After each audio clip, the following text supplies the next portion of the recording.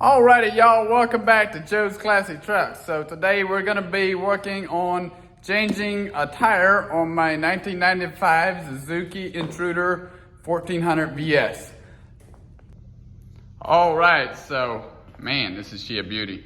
Check it out. This is the bike we are gonna be changing the tire on. And the rear tire is gone. Pretty much totally wore out. Still got slight groove, but it's pretty much totally gone. And the front tire isn't too bad as far as tread depth, but it's still got a little bit of life left, but it is dry rot. So we got a tire order for that one too. You can see that crack going all the way around.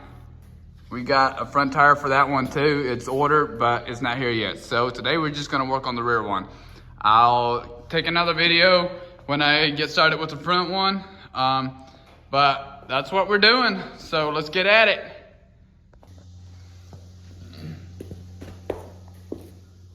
All right, so of course, first things first, we need to make sure that this thing is good and stable before we start working on it. So let's get to it. I'm gonna put this 2x12, I think it is, might be a 2x10 actually, underneath here. Grab my jack, scoot that underneath. We're gonna make sure we got plenty sticking out both sides. Get my jack centered up, right underneath that bike.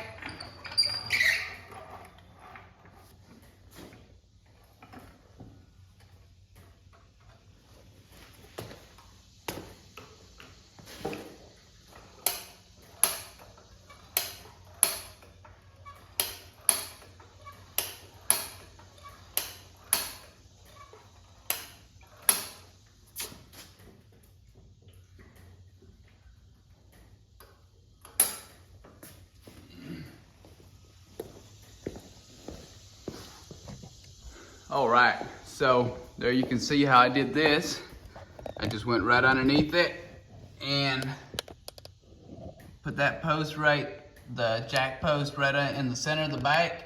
And so this jack comes out here on this side, and this 2x is still down against this part of the jack. So this way is stable, but rocking it over the opposite way is still a little bit shaky. So what I'm gonna do, I'm gonna come over here to this side, find me enough blocks to where I can just put it underneath this side of the 2x there and stiffen this side up a little bit there, and that way it'll be nice and firm. All right, so there we got it. Got this side all nice and stabilized all the way through, and then as you can see, it sits on the jack on the other side, and the jack is centered up to the bike. So, this thing here is really good and stable. I mean, you can shake it if you push it around enough, but it's not gonna fall over. That thing is good to go. All right, so I took my saddlebag off of the bottom section and just folded it up on top. And here is what you're gonna need to take it off. A 3/4 inch socket and a 5/16 inch Allen wrench.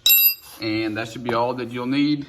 So let's get to it and unbolt this thing. So here goes the 3/4 inch socket.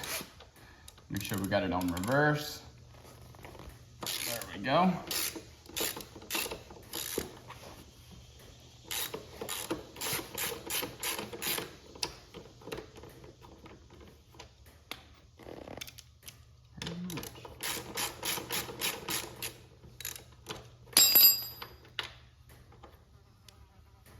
There we go. You don't want to lose this nut. I'm going to set it up here on the top of there.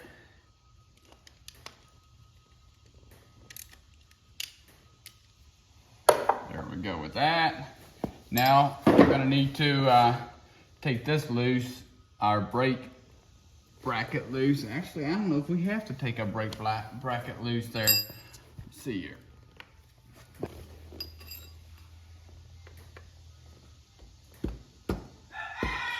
Yep. So I'm just gonna take, you want to make sure you don't hit the threads, because if you hit them, you're gonna ruin them and you won't be able to thread your nut back on. But you get this thing right on the center, and I can just punch it with my fist. It's not that hard. So I'm gonna take you around the other side and show you what's happening. That's just an axle bolt, and as you can see, that comes right out this side.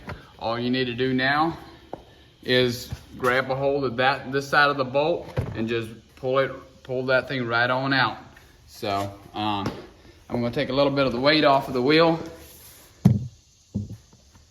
just by grabbing it like this and pull.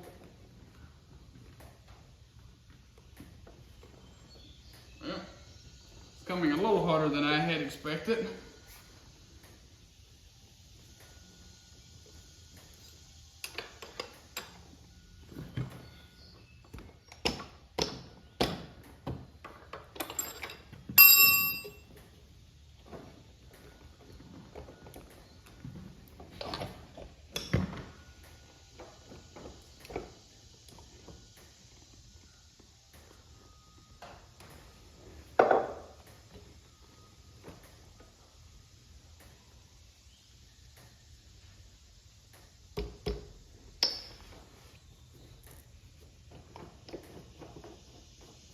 Okay, so I see now why they say to take your brake off, your brake brackets and stuff off, because this thing here is clamping onto your rotor and it makes it super hard to get the rest of this off. So I'm just going to take this 5/16 Allen wrench and I'm going to go ahead and take this out real quick.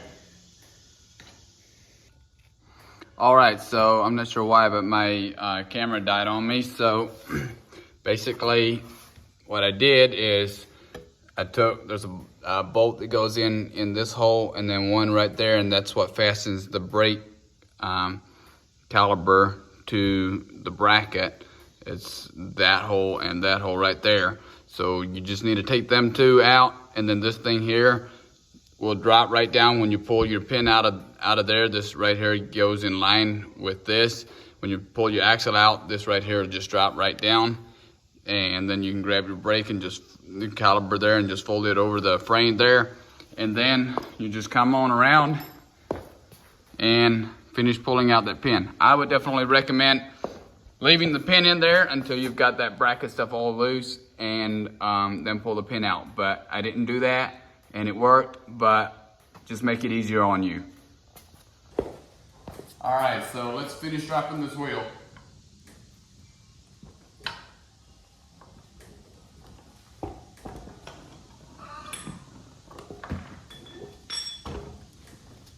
Super simple. Just rolls right out of there.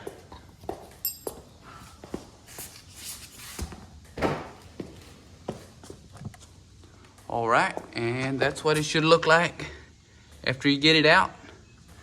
There's this little spacer bushing thing in there.